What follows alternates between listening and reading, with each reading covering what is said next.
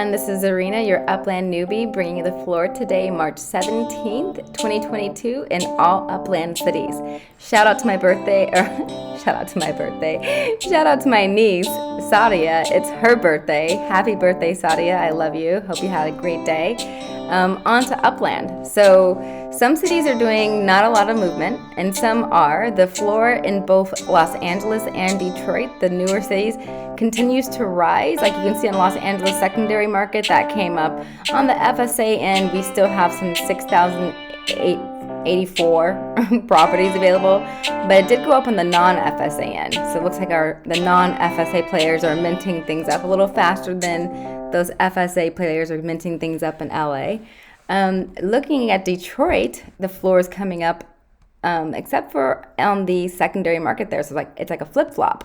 So there on the secondary market, it's going down a little bit, but that's because people are probably like, okay, I can probably spare a few cents and bring my price down a little bit, which I also noticed happen where we're all Chicago.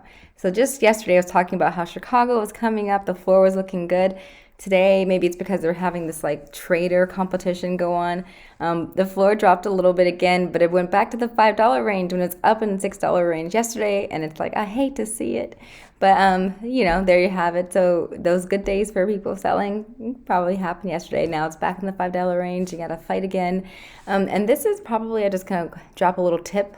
I personally, as part of my own Blue Rains Bible for Upland, I don't buy anything on the secondary market that is over, say 5,000 UPIX, or even really 4,500 UPIX that once collections have been revealed, if it's not in a collection area. So for all those other little random properties, I figure I just won't do it, because if I look at the market, I'm like, well, it takes a long time for those other properties to kind of reach a good floor over like when I feel good about my profit, like the time I'm putting in for it.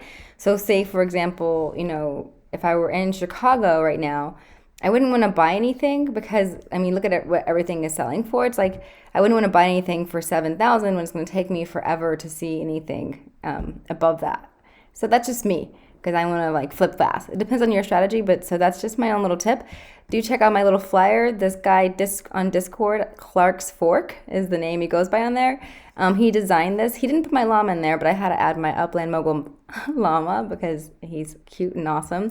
But people were getting involved on the node, in the LA Vintage Node Street idea. It's time to get in there. I believe there's still just a little few FSA properties in the Vintage Street node. You guys, if you are FSA players, please go grab those, get them out of the way, and then the rest of us can move on with building up this vintage node. All right, happy hunting. I'll see you all in Upland.